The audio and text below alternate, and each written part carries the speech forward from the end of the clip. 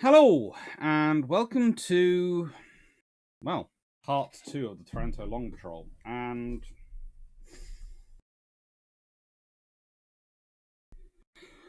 sorry. Well, let's consider World War II is happening. And the fact is, the Italians don't join on time. They join in June 1940. And one of the interesting questions which has often been asked to me is that if the British had known that the Italians were going to join in June 1940, would they have surged forces to the Mediterranean to attack the Italians in Copenhagen when they joined the war? Honestly, they might well have done. But at the time, they were trying to manage France and stop France falling. At the time, they were trying to deal with the issues that have come up with Norway falling. And honestly, Britain's focus is all on Northern Europe and not on the Mediterranean. And the Mediterranean, they hoped, would stabilize. They've got forces down there. Got Admiral Cunningham keeping a beady eye on the Italians, but they're also going to have to, and there is some thought starting to be given this already, the idea of what happens if France does fall. How do they fill the gaps that the French Navy being out of the war is going to create? Because that's the trouble in a world war. It's the gaps. You presume you're going to have your allies are going to be part of the war. You have to base your planning on that assumption, because if you're not basing your planning on that assumption, it gets very expensive very quickly.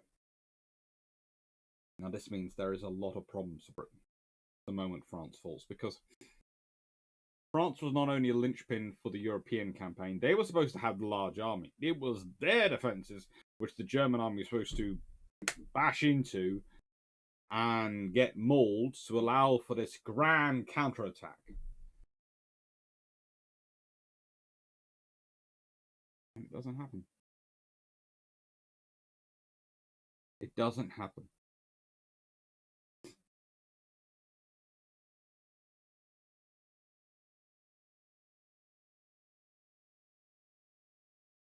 France falls. And so they have to deal with the idea of Italy becoming part of World War II. And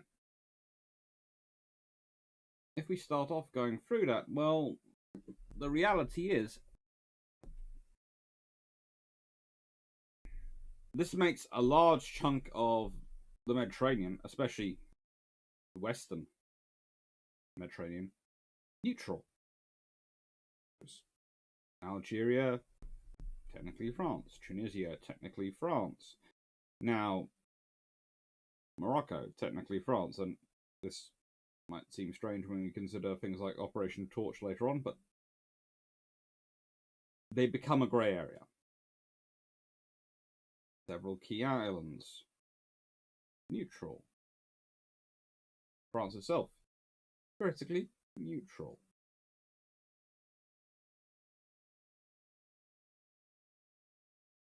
It does also move the ground campaign. Once you have the situation you've had in World War II, where you had a phony war for a long period, then you had the invasion of Denmark, and then finally Norway. The fighting which took place, of course, already had the Battle of the River Plate, which has shut down quite a lot of the outer area activities of the Germans. Focus on Europe. You're now dealing with the Italians in North Africa.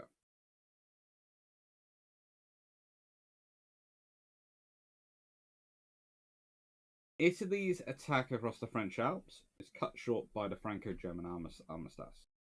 And also, attacking across the Alps is never a good move for anyone, really, unless your name is, well, Hannibal. The Italian attack into Greece requires a huge amount of German support. because the Italian forces sent into Greece are those who are probably more politically connected but less able soldiers. The troops sent to North Africa, on the other hand, are probably the more able, less politically connected soldiers. But the trouble is, once Britain's got round focusing on Ethiopia and the Eastern Africa issues of Italy's empire abroad, the fighting and the land campaign in North Africa doesn't go Italy's way.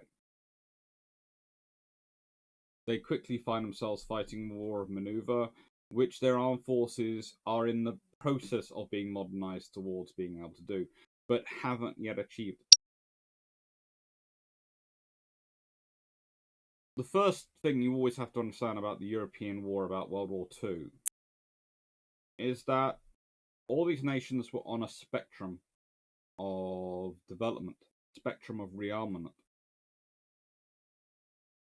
And they're all strong in some areas, weak in others. And those areas are different and entirely individual to Taylor needs.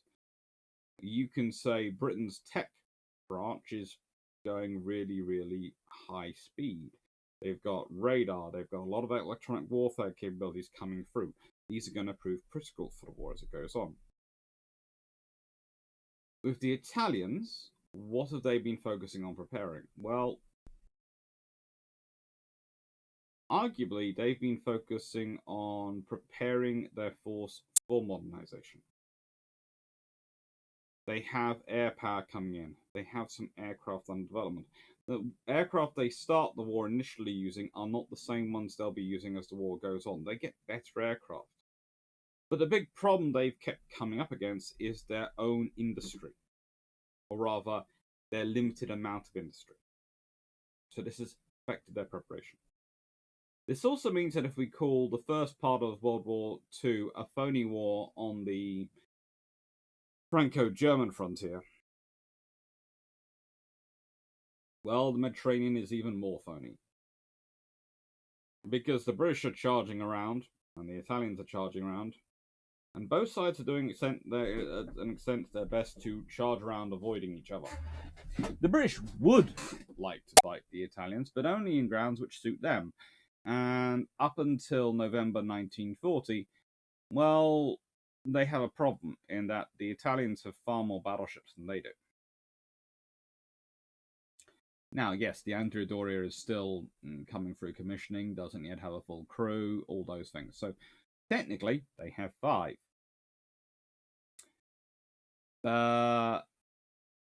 Cunningham really doesn't have that many. In fact, usually it's about 3 he's actually will be prepared to put in a fighting line that are viable. But he does have a pair of carriers. He has Illustrious and he has Eagle. And most importantly, he has a very good Rear Admiral Naval Aviation, Lister, who has served in the Mediterranean a lot over the years and understands fundamentally how best to use naval aviation. And he also himself is an admiral who understands he doesn't need to understand and doesn't need to know how everything is done. He has other people who know the nuts and bolts of things. He has to give the directions. He has to inspire confidence. And he has to come up with a plan. He selects the targets. Probably based on the suggestions and the information from his staff, makes the final decision as to what's the best, not weapon, but system to attack those targets would be, whether it's Force K hunting group of cruisers operating on a Malta, whether it's a destroyer flotilla, whether it's swordfish flying from a carrier, whether it's the battleships. And then go do.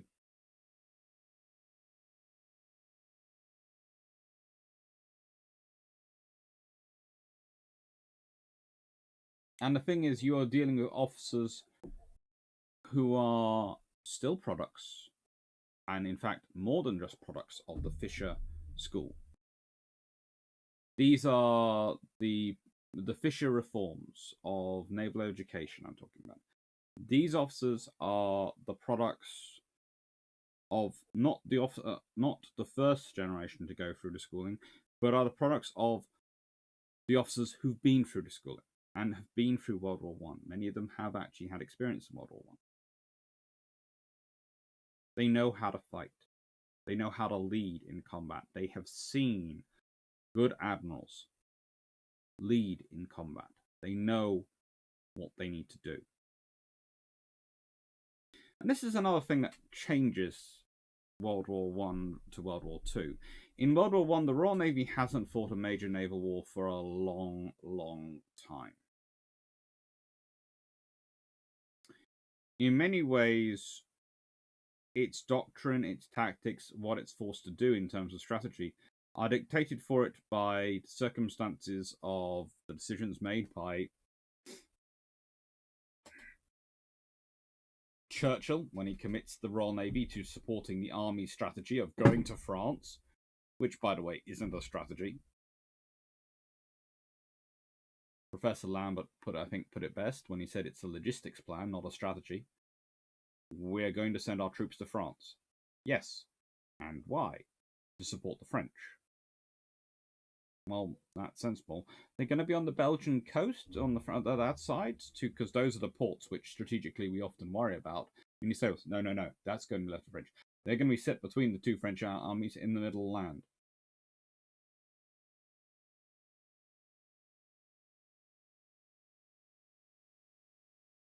You're sending 100,000 troops to back up a 3 million man army against another 3 million man army, and that's your strategy. We slot in wherever they want us to. Yes. It becomes a viable strategy once you have a mass conscript army. It's not really a viable strategy when they're talking about in 1912 and not even in 1914 when they make a decision, but they do have 9 generals in the room to help make the decision and only 1 admiral. And here's First Sea Lord has Churchill, who was in his impulsive youthful phase. Not always the best.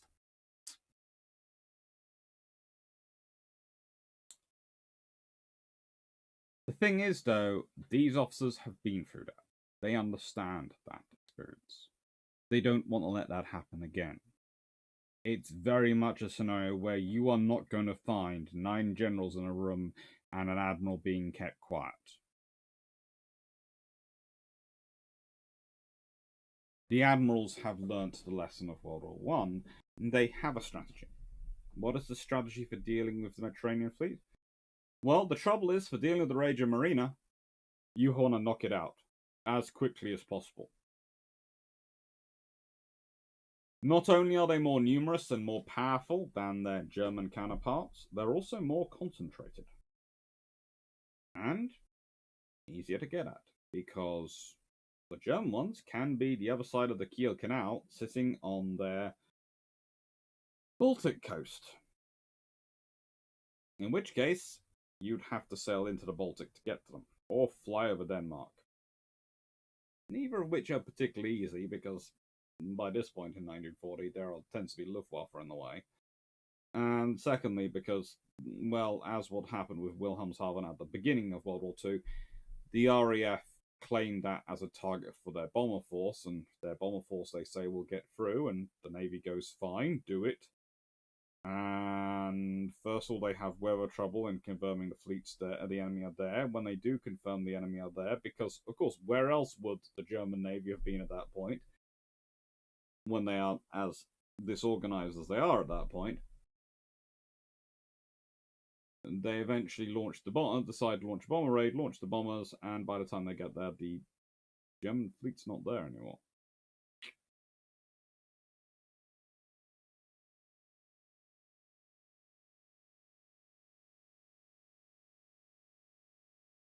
It's not a very good command chain loop. Let's just leave it at that. Whether a whole mass raid of level bombers hitting ships in harbour would have worked, we will never really know. But they might have done something. They might have delayed the attack. If they'd gone in viably, they might have delayed Norway. We'll never know that one. But the thing is, this is what's going into their strategic plan, and they're looking at Taranto, and so they want to launch another airstrike. They've been thinking about this since the 1930s, when Lister was captain of HMS Glorious, and Pound was the commander-in-chief of the Mediterranean Fleet. They've been looking at Taranto, and they've decided it's weaker than the Italians think it is. The Italians think it's the perfect position, and it is the perfect position strategically. But it's actually quite open to air attack. It's actually quite viable for Royal Navy's launch strike. The first plan is for the 21st of October, and for it to be combined with HMS Eagle, and for both her and Illustrious to launch a strike against the fleet.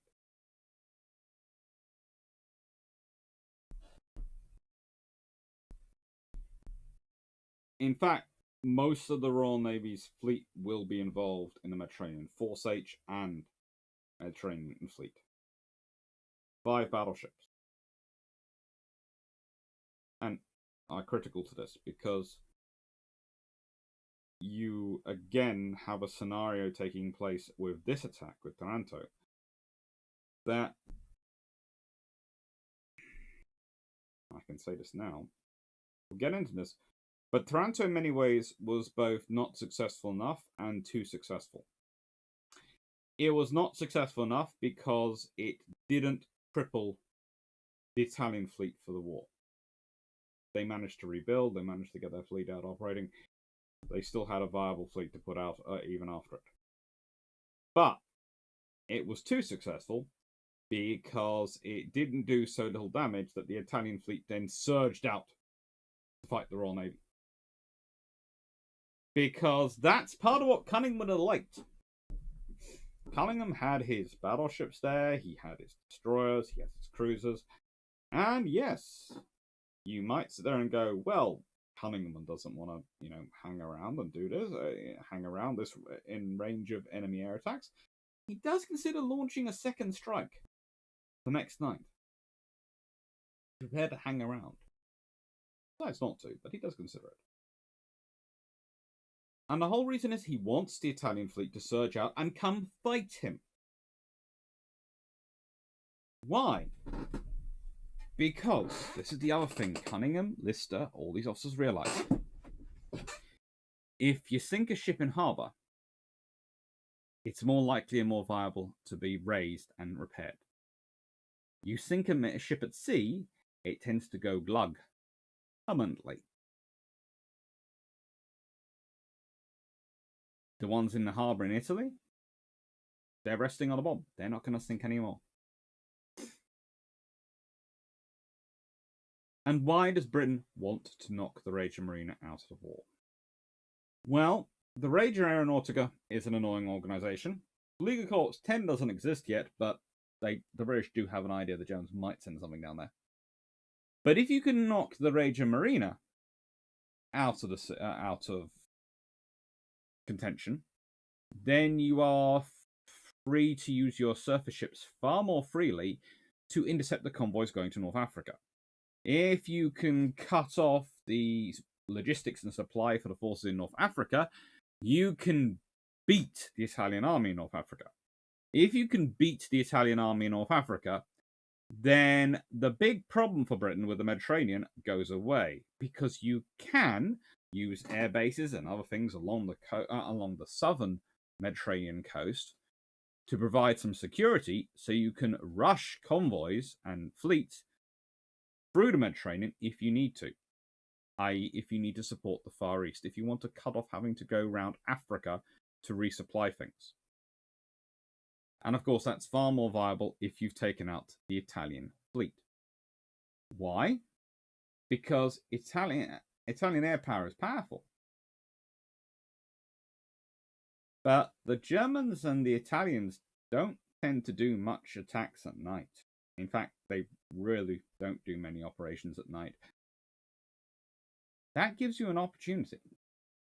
You time your operations so that when your convoys are going past the point at which they could be most exposed, they go through at high speed at night. It also would mean that you could withdraw quite a large chunk of this fleet from the Mediterranean. If the Italians don't have battleships, you don't need to have battleships in the Mediterranean. The Italians don't have heavy cruisers, you don't need to have heavy cruisers in the Mediterranean. You probably still need aircraft carriers to cover your operations, and you might have some of the older battleships along as floating AA batteries. But you can probably withdraw the heavy cruisers. You can probably withdraw the vast majority of the battleships, and you can probably withdraw a good chunk of the destroyers if you take out the Italian fleet. And still have the operational freedom and sea control, because you have submarines as well. You have Malta to operate from. And by the way,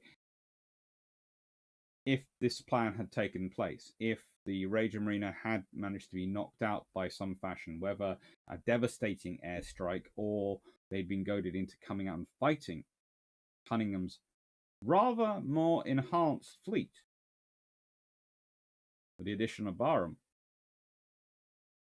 then Crete might well not have gone the way it did, because Crete is salvaged for the Axis forces by an Italian amphibious operation.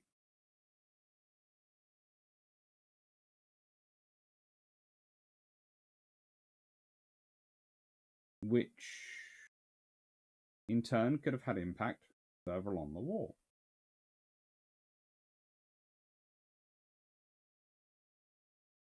This is not to say that Taranto is not a victory and it's not a success. It's just an annoying success. In that it's enough of a win to be a success, but it's too much of a win to do the goading. It's too little a win to achieve permanent success. And in fact, the Italians are at sea quite soon afterwards with 2 battleships. One of those, Giulio Cesare, basically survives no matter what airstrike you put in. So, yes, they would probably still have 1 battleship, but as I've said many times, one of something is none. And if the Italians have 1 battleship, that's a problem. And again, you might want to keep a battleship with your when you're doing your escorts, but Giulio Cesare can probably be dealt with by an R-class. Again, not high up there on the expense list of the Royal Navy for operating. And it would have probably freed up at least the Queen Elizabeths from that set to go and sit in the Indian Ocean. When a larger fleet from the Royal Navy appearing in the Indian Ocean might well have had an impact on Japan. I am, of course, talking about January, February 1941, when the Royal Navy was considering sending Force H out to the Far East.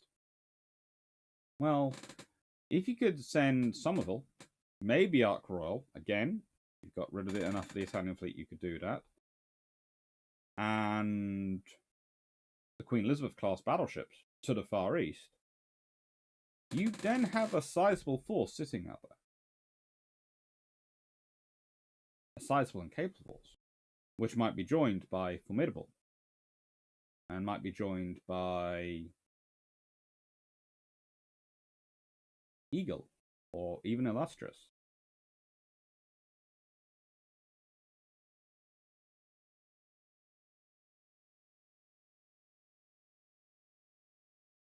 The complexity of the operation which they have to go to actually implement the attack on Taranto also shows the scale of the problem they're facing.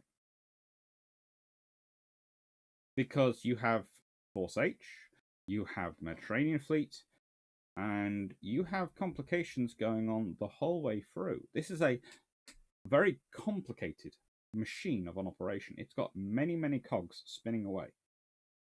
it's got submarines all over there, which aren't mentioned.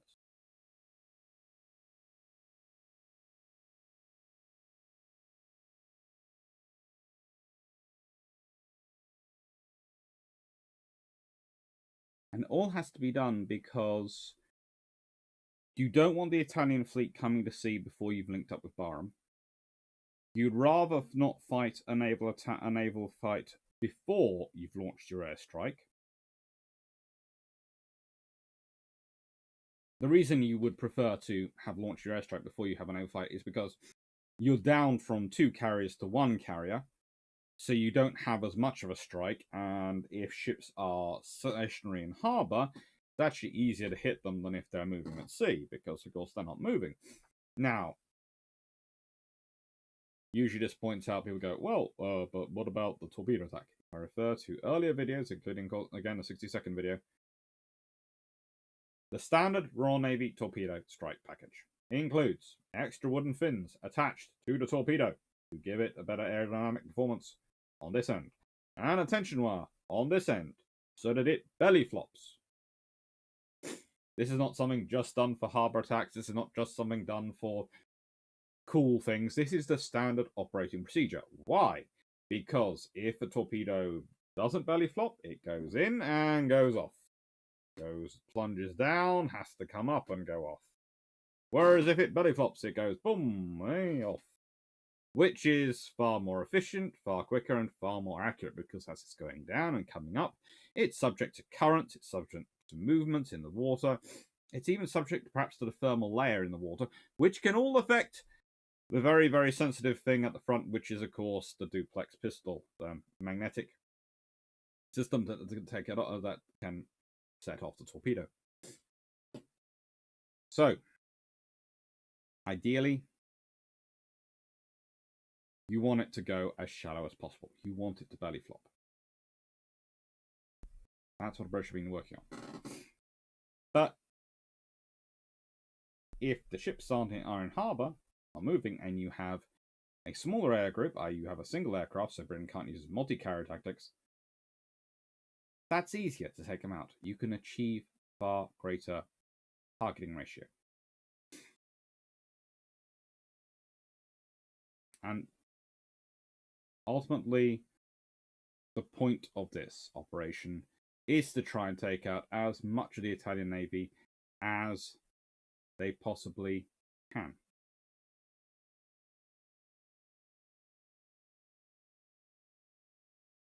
It is.